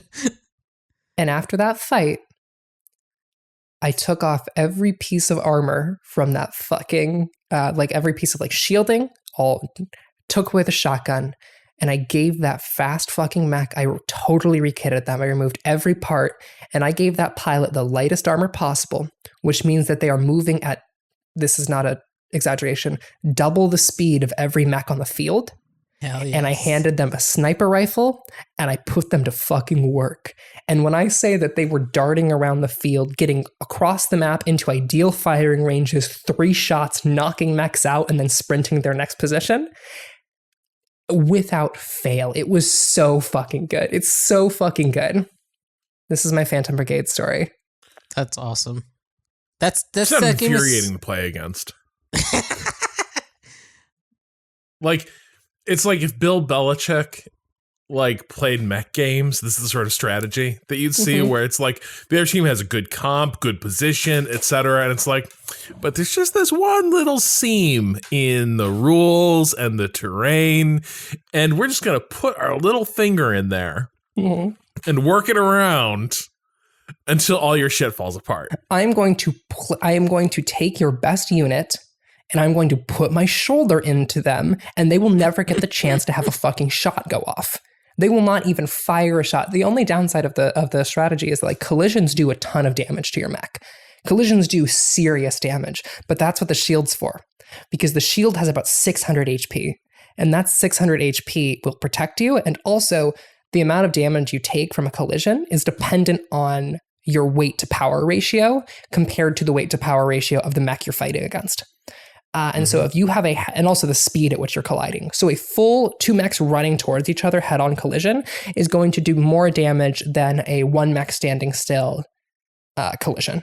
And so the ideal situation is you try and basically catch people while they're moving from position to position, put your shield down, and you will take like 80, 90 damage to your shield because you have the weight to power ratio, and they're taking like 300 to every part of their mech as it just fucking crumples against you. My other favorite time was when a mech was coming over a ridge and was trying to basically like jump over this ridge, like coming off the top of this ridge and like catching a little bit of air before landing and firing a shot directly into one of my mechs. That was their goal.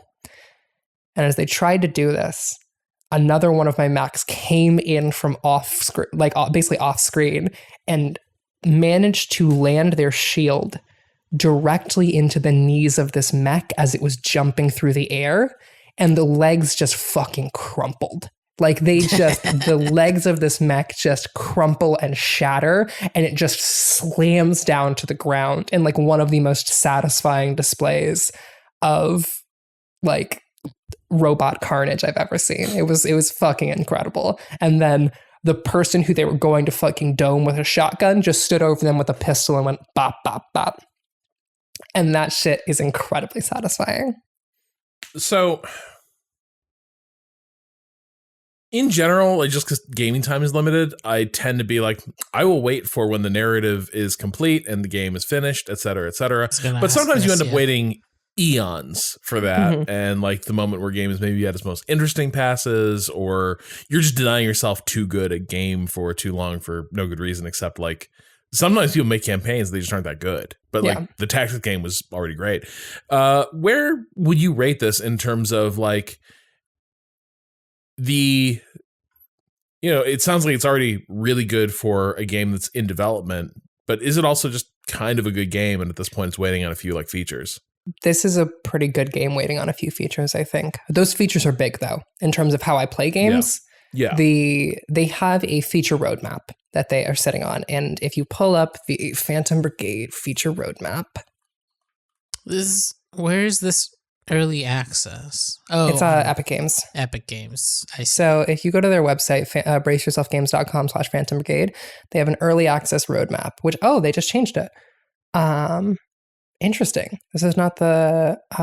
yeah, we looked at this literally last week. This is a totally different... Better or worse or more alarming? Oh, this seems correct. This seems like...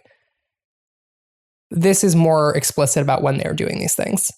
And so it looks like the things that people are really excited for are pilot features. Their end goal is to put in pilot-specific skills. And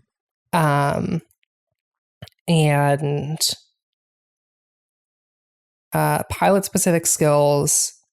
Oh, they just had a new patch released. Yes, let me see this. Update 16, pump up the base. Basically, their goal is to... Oh, yes, they do have mobile base upgrades. Which is cool. They just added upgrades to your but their goal is to add pilot skills. So your individual pilots will play slightly differently from one another and have different skills, which I'm very, very excited about because that is my fucking shit. They've also suggested that they want to add a nemesis system in the form of rival pilots. They have said that they want to add consistently reappearing rival pilots to the game, which I assume is their pilot features thing on their roadmap, which is super fucking exciting to me. Hell yes. The game's in a pretty good state right now in terms of like as a combat sim. Great. The narrative events are pretty fine. They're not like particularly exciting. We're not dealing with like a Battletech campaign here. Like Battletech's base campaign was fucking stellar. It is the best tactics game campaign I've ever fucked with. Next to XCOM. Like I would put Battletech and XCOM / The Long War on the same like level in terms of quality. This is not there yet. But the base tactics game here is so fucking good. I cannot help but love it. So I would say that like it is definitely, it's worth checking out right now. Because there is cool shit happening here.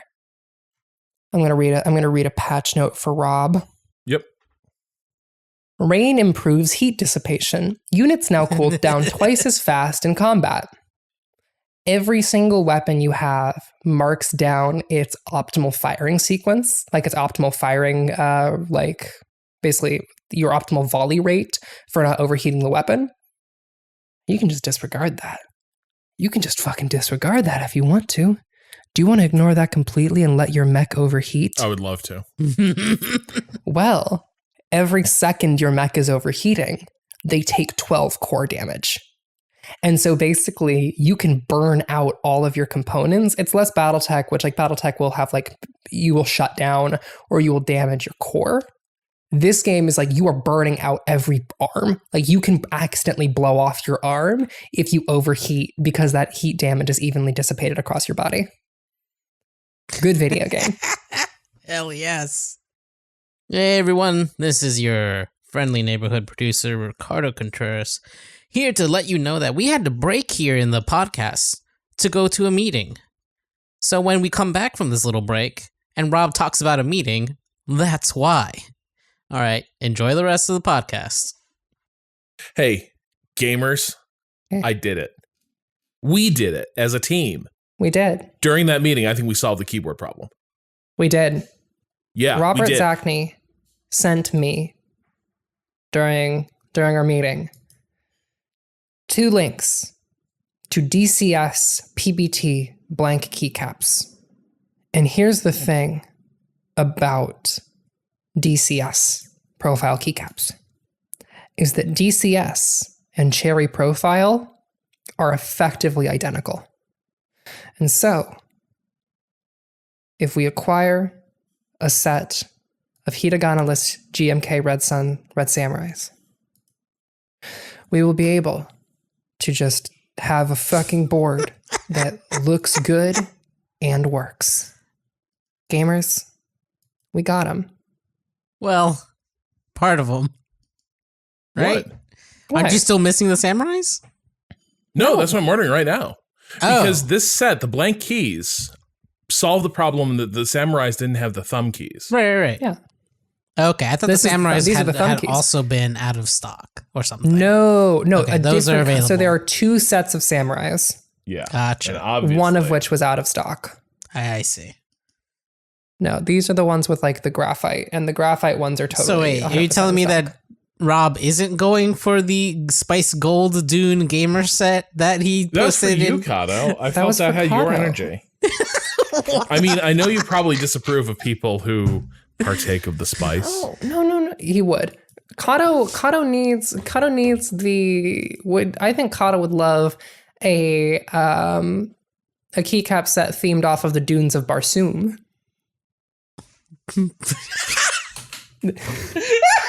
The true name of Mars. Nobody saw that movie. The true name of Mars, Barsoom. Barsoon. Shoutouts? Question? Not shoutouts. To I've fucking always been saying, Justin. what was- Kato, I've always been saying this about you. Kato, you're my personal Tars Tarkus. I hate. You can't keep making Is that good? John Carter. Nobody saw the movie John Carter. Nobody No, saw aren't the movie people- John aren't Carter People of like Mars. retconning that movie into being pretty good. I've seen like No, isolated we're not. John Connor of Mars was. Oh not It was my my- all right. fucking god! It was I'm all so right. mad. I'm so mad, folks. I'm so mad. Google fucking. Oh my god! Everyone, open your Windows settings. I don't have Windows Oh, no. settings. What? What did Google do? Yeah, you need to change your mic. You got to The drag your levels. microphone down, right? Yeah. Fucking levels. I'm so Standard sorry. post Google thing. You gotta do You gotta that. do it. This is why you Is don't that like doing the- that meeting, Patrick. You're always second- like, Some people just leave There we go. those settings open and then just tab them back God, after you I'm got No, them. so I'm tired of fucking thinking mad. about I'm them. so fucking mad. It raised me from 70 to 76, which is a problem because it meant I was like, why the fuck is my audio at like -4 when I'm at a normal speaking volume? And it's because I fucking went up to 76 from 70. God damn it. Fuck. Yep. Well, we fixed it now. We at Waypoint Radio are lifelong learners. And people are always saying this. I'm getting those samurais right now. You're getting them right now, Rob. Oh, I yeah. believe in you. I am not messing around. We are shipping that.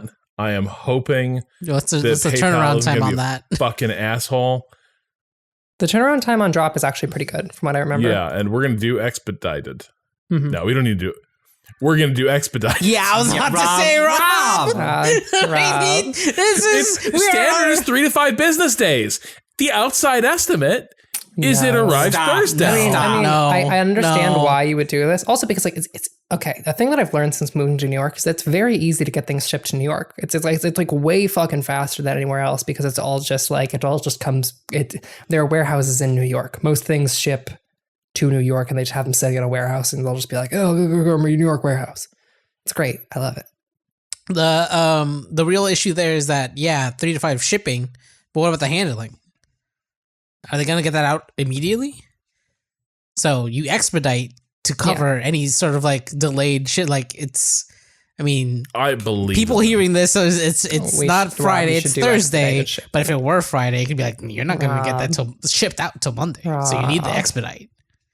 And where are you shipping it to? Rob, to me, Ren's. to me, Okay, good. to Is her. that good? I don't want it to ship it to himself. That's No. all I The care office about. is what I was thinking because No. depending on the 'cause then apartment, it you depends on the You don't want that to get lost in the mail. Like, it depends on the apartment building. This is all I'm saying. New York is why? very. I think I trust if Ren had concerns about shipping, like just My taking off the house, stoop. yeah, it's fine. What do you think is going to happen to my apartment, Kato? People throw shit off stoops. People it's a no. It depends on the place. It depends on the place for sure. I'm one of the lucky ones. I don't lose shit. But like Natalie's lost shit. Austin's lost shit. Wow, that was an expensive order though. I'm not gonna lie. 150? Okay. It might have been the fact that I ordered the Mechaballs Red Samurai custom coiled aviator USB. There we go. That might have And added. there's the admittance Hell yeah. that's required. Hell yeah. For it to Added be just like, a "Oh, damn, that was an teeny bit." expensive order. To the cost. It's also worth noting that GMK caps are generally considered like higher end keycaps generally. So like keycaps will range you between like $50 and $150, and getting something higher end will usually, in like the GMK line, will usually run you a little bit more. For example, my Astrala Keys keycaps, which are the ones that I have on my keyboard, I spent I think they're like $90 for the full set, and those are actually like very complicated keycaps. I love them very much. Makes people think that I like Homestuck, which I don't like. How dare you? Just because I'm So- 22 for doesn't mean I like Homestuck. Homestuck. Sorry, I just want to make sure we tie the bow on cool mechs. Phantom What do you Brigade. think? Phantom Brigade. Brigade. What's So, that word? but Brigade. Ren, like you're squarely on the side of like, if you like mechs and you like tactics, there's not a whole lot of cause to be waiting, like setting your cap on the campaign or like the pilot nemesis system. No, I don't think there's a good reason to wait. The game runs well. The game plays well. The tactics are engaging, like genuinely. The like interplay of weapons is really, really cool. The only thing that I'm like wondering about at this point, as I'm getting in, is what the mid game balance feels like, mid to late game balance feels like, because But there's already a feel campaign like- in there. Something there is a campaign of some sort in there. Oh, yeah. currently. Okay.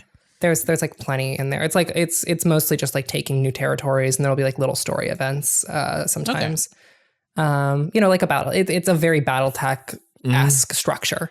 I feel like Grimm's plays great. The only thing I'm wondering about is the efficacy or the maybe over efficacy of long range missiles.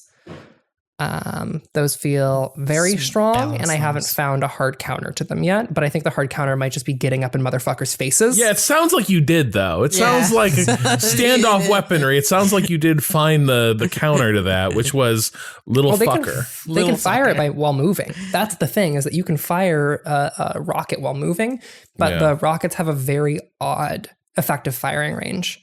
They're like the furthest in the game, like 300 meters, but it's like 150 to 300 meters. And so if you can close in, their effective firing range goes way, way down.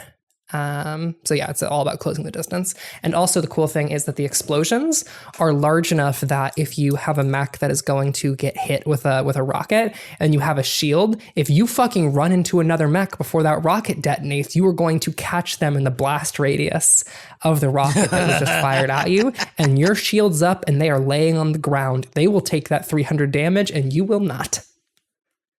That's sick. Which is sick as That's shit. sick. Well, it also sounded in your story like the AI kind of did react appropriately to like different threat profiles coming at them. Like, Yeah. Oh, still in a 100%. way that they were overwhelmed by it, but like in a way that was also like, yep, this is what I would expect. Like, this is the counter move to this if you don't have a good counter.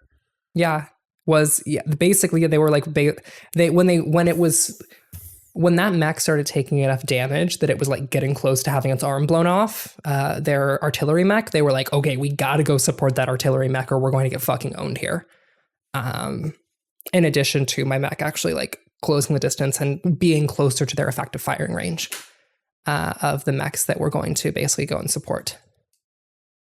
Good game if you like effective firing ranges. It uses them really, really well because it's also less about their effective firing ranges, because that is how long the shot travel time is. So firing an accurate shot is more about, are you aiming in a zone where your shots will appropriately line up with the enemy, which is why you can actually fire a shotgun within its under its effective firing range, and you will still hit most of your shells, because the enemy, if they're like standing still and you fire from point blank range, a point blank shotgun shell's worth of damage is going to be coming into an enemy's back. So yeah, it is not. So, it's yeah. not a hard calculation system, which is great. All right. Well, I am. I guess I need to crack into Phantom Brigade because last time I checked on it, it was so new. It was basically like battles worked, but that was kind of it. It was like little tactical sandbox, not much more beyond that. Yeah. Do you want to check that out next week? String. I'm not sure what my plans are next week. I might be heading down to New York early to see some of the friends that I haven't seen in 2.5 years. So, Nice. I might be roaming the streets of Brooklyn. New like York Monday and City. Tuesday. Are you referring to the Casey Masterpiece ad from the 1990s? Aren't you too young to? Wasn't that off the air by the time you were born? Patrick, you remember the New York City ad during football games, right? Yeah, I sincerely doubt that's what she's referencing. Right, what are you referencing? No. This is one of those things that has slipped deep into my so deep into my consciousness, I couldn't really tell you. But I will know one thing that is important to know about me is that when I was in my teens, most of my friends were in their 20s. Like, I hung out with a lot of people who were in their 20s. Like, it's Oh worth no, noting. so you picked up Elder Millennial. This is not a fucking joke. Okay. The fact is that I started watching like fucking, I'll use Austin as an example, when I was 12 years old. And so I have the cultural touchstones of both a Zoomer and a millennial / elder millennial. It's true. I have both sets of touchstones because I hung out with so many millennials when I was a teen that like a lot of the like basically the references without reference have like slipped into my basic vocabulary, like New York City, for example. Wow. So Patrick, that's it. But it has become divorced from its context. It makes it a better reference. The cowpokes live on, but we don't even know like how, like why do people even say New York City? We don't even know anymore. Nobody will remember that it was making an argument about authentic barbecue sauce versus inauthentic corporate sauce. Wow. This is, of course, long before the Sweet Baby Ray's revolution. At which Sway point, Ray's revolution. when the people picked up arms and they actually like shot the president of A1 in the street. There were beheadings.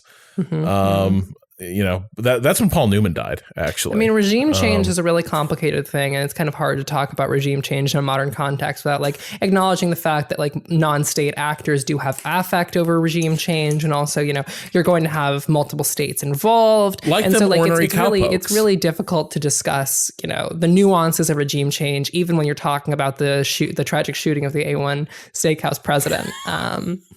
Hold on. You mean the pizza guy? Sorry, what? Paul Newman? What do you mean the pizza guy, Kato? pizza guy. What do you mean? Paul My Newman's favorite own? pizza delivery man, Paul Newman. Newman's own makes frozen pizzas. Look, Rob, we're I'm not trying gonna to bring it acknowledge full circle. We started this podcast we're just gonna move on forward. pizza. We're just gonna move forward. Newman's own makes fucking... Oh, that classic cultural touchstone. All the people that eat. R.I.P. to renowned sauce man Paul Newman. The sauce boy himself, Paul Newman. Made his fortune dressing salads. Paul Newman, hands open to the people. Pizzas. Ren is on the floor. All we can see is a fashionable pair of striped trousers. Pizza spilling from the open. His arms Paul open wide. Yes. Oh, fucking Christ. Butch and Paul Sundance at the Paul brick Newman. oven. Paul Newman approaches a stone in the desert and hits it with his fucking staff, and pizzas begin flowing forth, having drawn pizzas from a stone. That's why they call them pizza stones. Named after our hero, Paul Newman. Oh, fuck. Well, Patrick, as long as we're diving deep in lore out of context, our inbox is jammed. He can order one of these pizzas. Yeah. Our inbox is jammed, Patrick. Yeah, I appear to have unlocked something, huh? There's a lot of people out there. But you know what's beautiful about this? Every single person who wrote in was like, I'm the only person who remembered Zyrika. That's the, like, no one else knew this existed. Like, I've been alone here. But it turns out you were all just waiting to find each other. Apparently, like all 7, just like the 7 CDs. The on a previous podcast, somehow I ended up referencing the Flaming Lips, who I guess I'd forgotten. Like the singer of that band is like, I guess, a shitbag now. I'd kind of forgotten that. But at one point, the Flaming Lips had put out an album in which an album that you cannot stream on Spotify, Apple Music, any of the major places, in which you were it came with multiple CDs that were different elements of the album. You were supposed to put them in different speaker sources and like align them around you in a specific way so that you could experience the majesty from, collectively, but from different audio sources separately. And I'd never done it, but I had said I had a friend that tried to do it with like 3 or 4 audio sources that they had. And then, according to Rob, we've had people write in who have attempted. How do you spell that album name again? Not a clue. Not a clue. Find it. Last search, Flaming Lips, multiple audio sources. Zyrika. It's kind of phonetic. Zyrika. Zaireeka.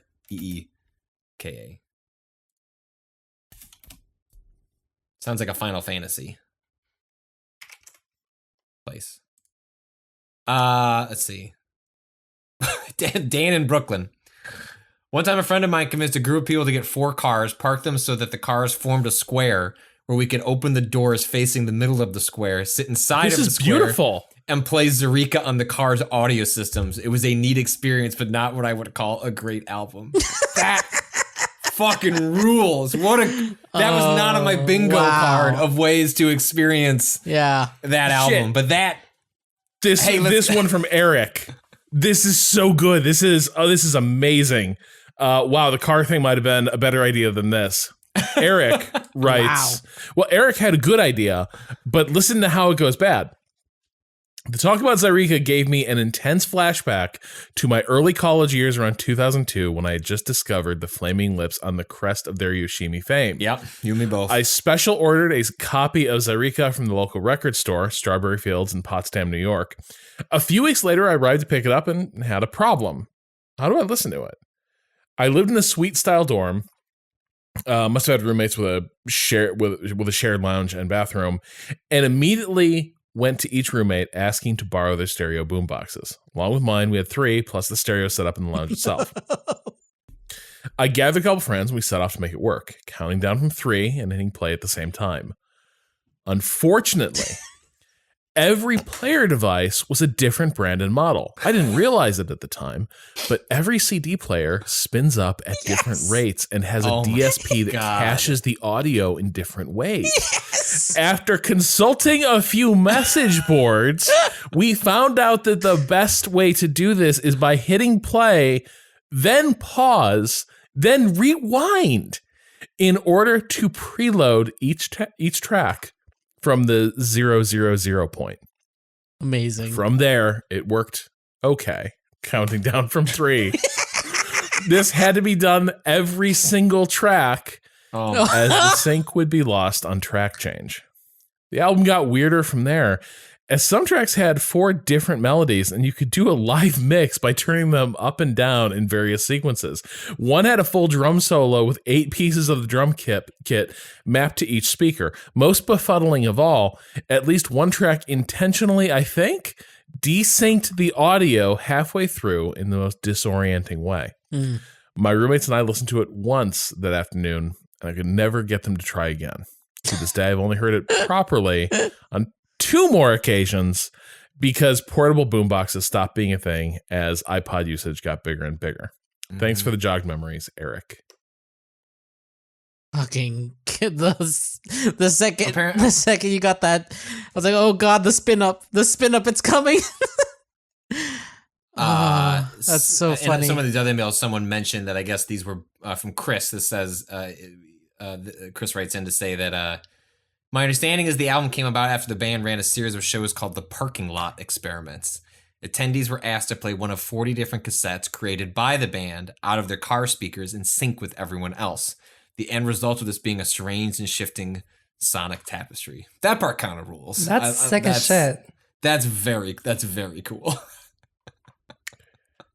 Chris also notes, this is, however, only one of many unconventional Flaming Lips releases, perhaps the most notorious of which is the Gummy Song Skull EP, which released exclusively on a USB encased in a gummy brain inside a candy skull.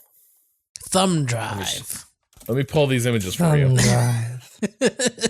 Let me just get you what we're looking at here. I suddenly have a hankering for gummies is the problem now, because this album looks delicious.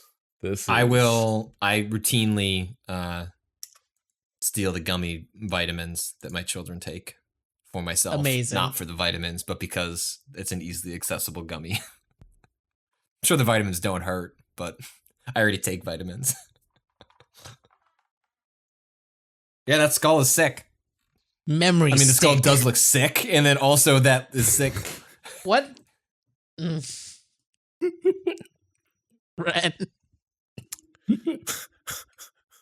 Ren, did you find that, or did you shop that in? Did you shopped it? Come on. This is Paul Newman, the Pizza King. No, I don't think it's a real picture. I was just wondering if she shopped it or just found an existing shop of a disembodied floating pizza being wedged into looks like Absence of Malice, Paul Newman mouth. Yeah. No, I did shop this myself. I googled Paul Newman smoking. Was kind of the base image I used for this, because I was like, I need something where his lips are pursed in kind of the way that you would want. And so, yeah, I went with smoking Paul Newman to kind of get the effect of Paul Newman gingerly dangling a piece of pizza from his closed mouth. I don't know that there's actually a good way to attach images to podcasts, but I'm going to figure it out. I want to put that in there somewhere. Yeah, we'll just make it just change the album art for one episode, Kato. So yes, that is the best way. Hey, do you like awkward anecdotes? Please, I would love an awkward anecdote. I had a couple ready, but then I was like, I'm just gonna let these sit. Mike from North Carolina. This is a Jeep story. Yes, Mike from North Carolina. When I moved to North Carolina, I didn't really know anybody. As I met people, I was forever testing the conversational waters with hints at my personal interests to see if we might connect along hobby lines. So when I saw a Modern Warfare Jeep appear in my neighborhood, although I was not really an FPS player, I thought I should meet this neighbor because we'll at least have video games as a common language. I had occasionally rehearsed how I might open the conversation and considered how the discourse might evolve from there. Then one warm afternoon, while I was walking the dog, the opportunity presented itself as I saw him outside washing his cars. Took a deep breath, walked over, introduced myself, and asked him what kind of games he played as I nodded toward the Jeep. He responded by saying he didn't really play them much, but they had a few programmers from other countries that he worked with, and that they made cheats for video games. I think I managed to, well, nice to meet you. Have a great day. Before my dog and I walked home. Is Lorenzo reporting on those cheats from Motherboard? Yeah. Oh my god! That modern Warfare paid for that man's Jeep, but not in the way Mike was thinking. That man loves Modern Warfare, but in a different way than the people who were like buying Modern Warfare Jeeps. That's incredible. That's good. I love art. If you see a Modern Warfare Jeep, continue to write in. That we will continue to read your letters. Do we read enough letters on this podcast? No. Do we keep asking for them? Yes. But what is what's the cheat code to the front of the line? You spotted a Modern Warfare Jeep. All right, That I think feels we like a probably leave it podcast. there. Now I feel like I should. Now I'm like, I know I've seen good emails. I'm just not. You know, we need a mailbag. Throwing the sometimes. emails under the bus. Going, I guess I just can't find the good ones. It's fine. I think a good Friday pod energy is having like 20% of the pod having been cut out for privacy reasons. And that is what this pod has been. And, you know, we got the full 2 hours, even though 20% of it's going to get removed. But like the 80% that's remaining is delicious. Look at that picture of Paul Newman eating a pizza. He's having a great time. That's an episode of Waypoint Radio right there. I wonder why there's so many pictures of Paul Newman on the internet. Seems Yeah, weird that a food magnate would be so famous. Look, we Anyway, that's a wrap on this week of Waypoint Radio. If you want more from Waypoint, you can follow us on Twitter at Waypoint, on Facebook and YouTube at Waypoint Vice. You can follow me on Twitter at Rob Zachney. Patrick. You can follow me at Patrick Klepek. Ren. You can follow me on Twitter at Ren or Raven. Kato. you can also go check out what we published on waypoint.vice.com. You had your chance. Yeah. Took a breath.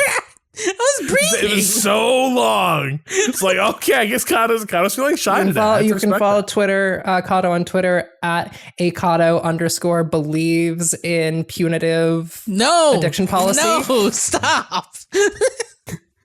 Can't even be a centrist. Had to go further. Jesus Christ. Kato doesn't like the sound of a public defender on the Supreme Court.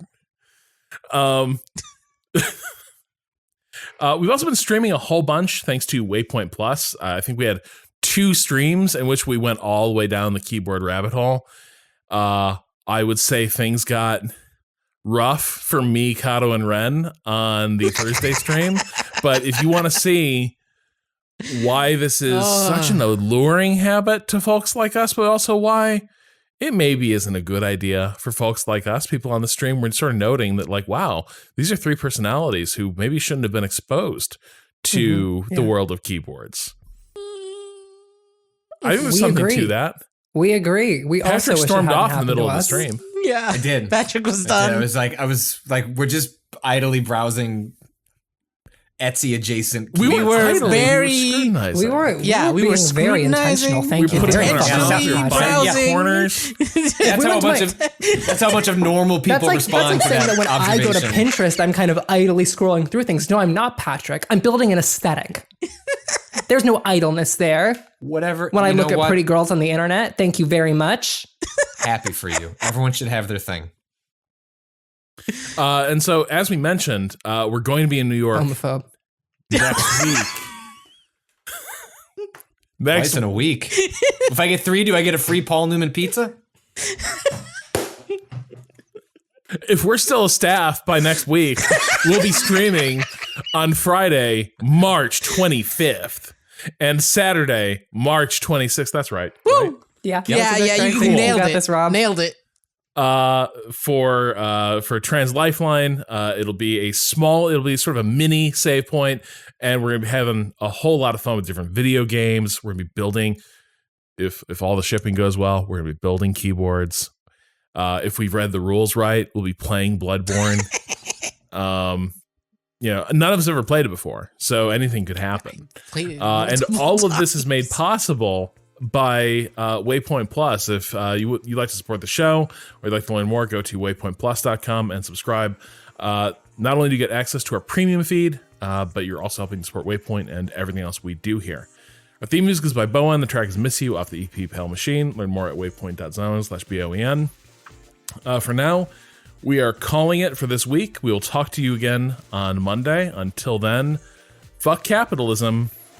Bring me my keebs.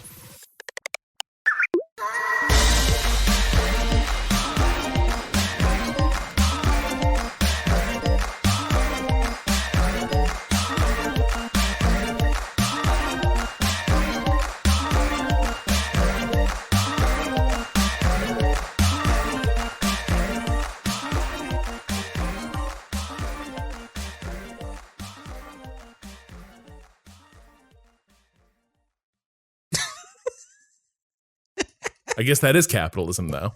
Although, That is really, kind of if capital. it, Well, if it's, because if it's a craft capital. economy, It's more of it. That's the thing. I was actually having a debate with a professor about this once because a professor was like, "Oh, you're complaining about this is an insane thing to do." I was like in a class on Marxism. My professor was like, "Oh, you're talking about capitalist production and you're mad about these you own these keyboards which you've talked about in class before." And I was like, No, Dr. Grossman. These are made by artisans.